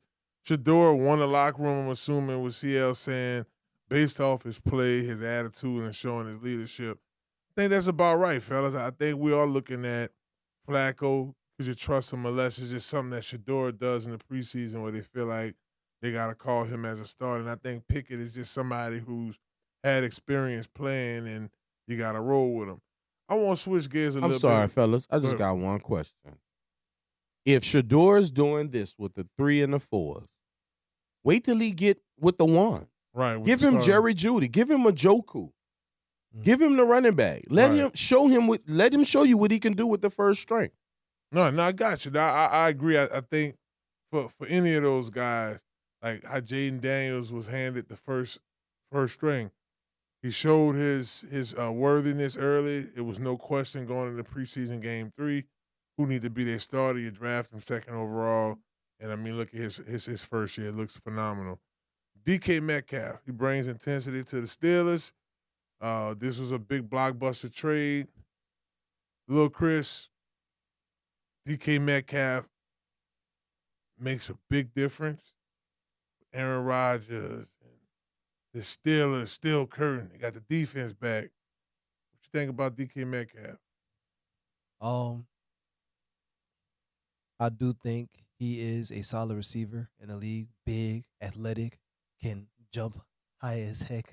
You know what I'm saying? And he could catch the ball real good. Got speed on him. He definitely got some talent in him, and I definitely do think he could kind of be close to 1,000 yards, if not a 1,000-yard receiver. But I mean, and they got other weapons on the team like Pat Freiermuth and Kelvin Austin. But do I expect it to like the Steelers' offense to be explosive? Not really. I think they might be like a middle of a pack offense this year. Then y'all gotta look at where they at, right? Yeah. They're over there with the Browns. They're over there with goddamn Baltimore, Burrow and the Bengals. Yeah. Yeah, it's far-fetched. Yeah, what you got over there, man? DK, big difference maker? I mean, DK can play football. We know that. DK's a big guy. We know that. DK is a guy that can go over middle. We know that. But what do you really expect from him in that situation? 70 balls, 800 yards, maybe 8, 9 touchdowns. I mean, Aaron has to throw it to somebody. Right. And what happens when the league figures out, okay, the only person he could throw it to is DK, and they start doubling him. So now the others have to show up. They always seem to have problems with diva receivers in Pittsburgh. I've already stated this before. I believe this is the beginning of the end of the Mike Tomlin era in Pittsburgh. I believe this is going to be the first losing season for Mike Tomlin in Pittsburgh, with the catalyst being Aaron Rodgers. Man, I can't do nothing but agree with that. I do think Pittsburgh is probably going to be the worst team in that division this season. I think all the teams around them got better, and they just kind of moving along with the pack. I do like their first-round draft pick in Hartman. Good defensive tackle. Going to compliment Cam Ward up front.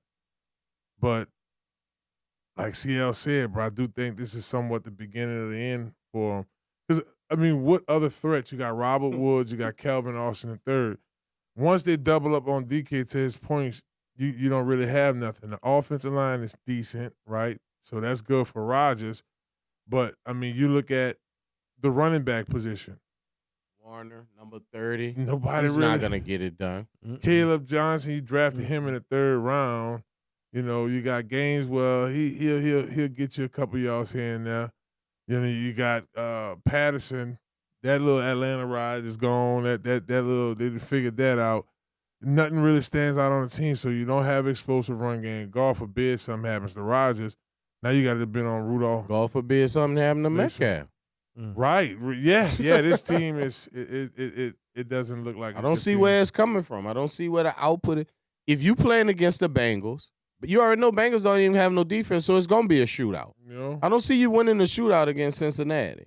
Even with Aaron Rodgers, old as Aaron Rodgers is, 42-year-old Aaron Rodgers, I don't see you winning the shootout against the Bengals. 2 number 1 wide receivers in Chase and Higgins. Baltimore Ravens might have the best defensive backfield in football.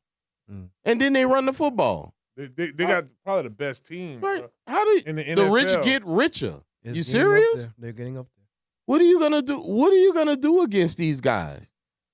So it's kind of like New Orleans, but not, right? Kubiak, right? He's now in Seattle. How do you think the Kubiak offense works in Seattle? I think Kubiak's offense. Let me say this again. I think Kubiak's offense physically is a good offense, but are we forgetting that they brought in Sam Darnold? They got rid of Metcalf, so their number 1 now is Njoku from Ohio State. Smith. Jigba. It's Jigba. He was cold though. He killed it. As much as you like Jigba, he is not Justin Jefferson. No. Sam Darnold threw to Justin Jefferson over 100 balls last year. He still had Addison. He still had the tight end, and he still had Jones as a running back. Now, don't get me wrong. I like Walker, number 9, so you know I like that boy. K9. But they let go Metcalf. They let go Lockett. There's a lot of unproven situations going on in Seattle, including Sam Darnold. Let me tell you this, though. Seattle set up better than Pittsburgh. Yeah. You got Smith, for sure. Yeah. You got Cooper Kupp. Scanlon, Kupp, Vandals. yeah. You got Yeah, Cooper they set Kupp. up- They set up I way agree. better. The running game better, I think, Kenneth Walker. I like And, Walker. what about Zach Charbonnet? I love Zach Charbonnet. Yeah, he's nice. I love Zach He's Charbonnet. nice. I wanted to Yep. draft Zach Charbonnet, but at the end of the day, yeah, they look okay. But so let's They see. look pretty straight. I ain't But gonna look lie, who they play defensively, against. They got to play the Rams twice. They got to play San Francisco. San Francisco twice. You got to twice. see. Yeah, I'm with you. Arizona coming this year. I mean, like, but they're still in a better situation. I mean, I know we're definitely talking in a better NFC, situation in AFC is a Pittsburgh. difference, I agree. but they're definitely in a better It is situation what? in Pittsburgh. all right, Chris. The NFL has their footprint in the growth of the international games. Berlin, Madrid, Sandro Paulo, Pedro. Man, you was that solid in that thing? And then Dublin. Are you going to any of these international games, Chris? You going to Mandarin or? No. I ain't leaving the country. At least not right now. Huh? You realize the Saints haven't played overseas. Well, No, there we go, did there the we go. We did the London deal a couple of years ago. That Correct. Right, no. right. No, Now, no, thank you. No, thank you, sponsors. No, thank you. But kind of like we was talking about with the college football game is the same thing, right, Chris? Yeah, Like yeah. we are really expanding. Yeah, the NFL been doing it, but not college football. Correct. Who has the Dublin game? That was college. No, so that's not. I thought the NFL go out there too. Or Berlin. Who has the Berlin game? I don't know. We're gonna figure that out. I think that's gonna be cool. But that's my whole point. Oh, We don't even know the teams that's gonna play overseas because it's first of all, you got to get up at 2 a.m. to watch. I forgot about that. To watch the 7:30, 8 a.m. But I'm with you. Yeah, it's early. Celtics You gotta and watch. Colts. You gotta wake up 6 a.m. to watch the Raiders play the Cardinals. You know, and then on an NFL Sunday. Yeah, I mean, you rather tailgate for your own game. look, Chris, talk to me now. I mean, we got a couple of minutes here. If y'all just tuning in, yeah, we having ourselves a grand talk. We talking the NFL right now. You know what I'm saying? Pittsburgh not really what it is. Oh. Is this gonna be a losing season for Tomlin? And Tomlin J.J. usually Watt. get you- And they can't make a deal with Watt. Watt wants to be the highest player. He usually good for about 10 games a year. Is that gonna be the deal? I'll be remiss if we didn't talk about New Orleans Saints. Come on. All right, let's go ahead and get to the main event. That's what all the people want to talk about. Yes, they do. Here's a team, unlike Pittsburgh, I thought they made better moves in this draft. I thought that they drafted to start winning. I don't know what type of season it's going to be. I do feel a lot more confident. So, Chris, you brought him up earlier. Kelvin Banks Jr. We talked about him about 2 shows ago, CL. A guy that we really needed. That wasn't a want, that was a need. Ramczyk was out of it. We needed somebody to come in. This kid tied with Will Campbell for best left tackle, and best offensive lineman in college football. Kelvin Banks, what type of impact you think he makes immediately for the Saints? Does he make a bigger effect like Fuaga did last year in the run game, or is this kid here going to buy some time for our quarterback? I think it makes a bigger effect than Fuaga. And nothing to take away from Fuaga, but realize he is now a part of a bookend. Fuaga really was that one-man game because everybody wasn't 100% sure of what Penny was going to be at right tackle. Now we know for sure Fuaga's natural position is right tackle. So we move him to right tackle. And then obviously Mr. Banks' original position is left tackle. So now we have these 2 bookends, and I think it will bode well for us because we can move forward in the future knowing that those ends are solid. So talk to me, Chris. When we look at this Saints, we heard about the Saints offensive line from Chris. When you look at the receiving core,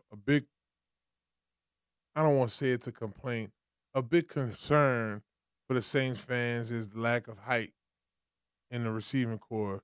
Your 3 starters listed as Chris Olave, Brandon Cooks, and Rashid Shaheed. Now, you still have Juwan Johnson at tight end. I won't call him Treat-Ass Green because that's different. Taysom Hills, you got all of that going on with Shaheed. We got to figure out how his off-season recovery going. But when you look at just the listed starters, I mean, I heard Bud Means had a pretty decent OTAs. Will height be an issue for this Saints offense in terms of their receiving core? Well, because if you look at Kellen Moore's scheme, his scheme is to get his receivers open through zones and stuff. His scheme is not to, throw the ball deep and then receivers is going to catch a 50-50 ball. His scheme is to let the receivers get open through the zones and they can do whatever they can from there. So I don't think height will be necessary for this scheme of offense. I agree with you, brother, and I like how you broke that down, how he gets his players together. And don't jump on me in the chat, but if you look at physical stature, Bub Means is the same size as A.J. Brown. So the bigger guy we have on our roster right now is Bub Means. But if we have left anything to desire at the wide receiver position, I would only tell Saints fans to just chill out, because during the year we got somebody like Orlando Scandrick off the couch. Mm-hmm. He was off the couch. He had already played for two teams earlier in that year, got cut for whatever reasons, but we got him off the couch. I'm sure when cut down day comes, when we go from 93-man roster to a 53-man roster, there'll be some sizable wide receivers available to bring over to see what we could do with, So just give it some time. Training camp. Let's let the training camp bodies work themselves out, and I'm sure we'll be able to find something if need be, because you're 100% right. Let's see that Coach Kellen gets his receivers open through scheme. Which is cool until you have a team that mix zone and man, and then now you might have some unfavorable matchups. Like, I can't even imagine this LSU cornerback I was talking about sticking these dudes like a towering quarterback over these little receivers. But, fellas, these guys are proven. Brandon Cooks, since he's been in the league, he's been in a Super Bowl. He saw some success in Dallas in that offense with Kellen Moore. Makes sense, right? Mm-hmm. Rashid Shaheed, I love stories like his, college free agent, able to make some noise in the league.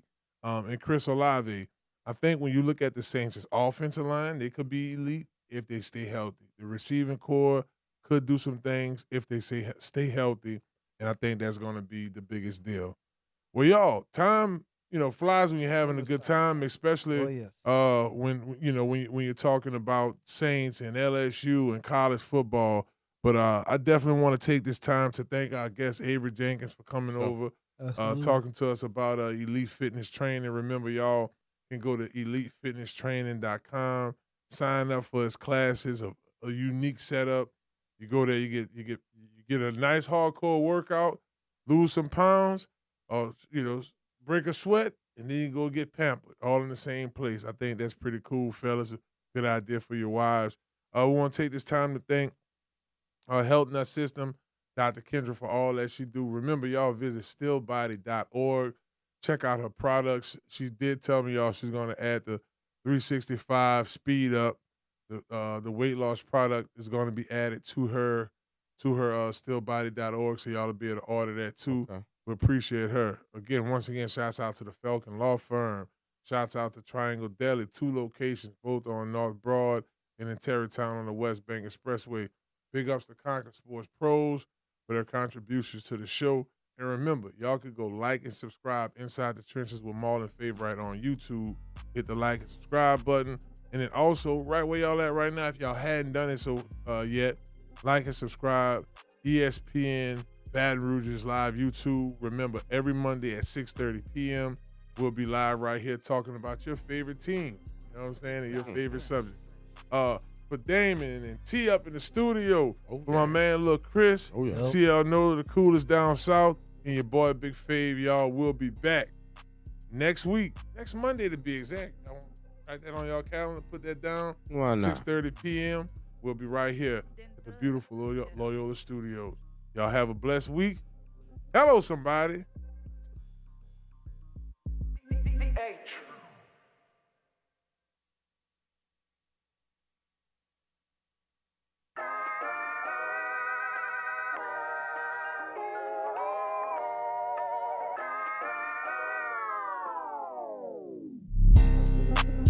Inside the trenches.